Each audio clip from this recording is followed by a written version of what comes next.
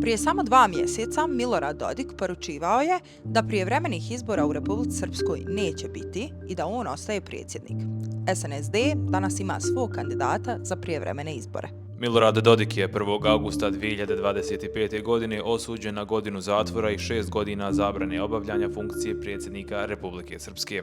Evo kako je govorio o eventualnim prijevremenim izborima tada. Hoću da kažem da se ti izbori neće održati dok sam ja predsjednik i dok ja djelujem politički.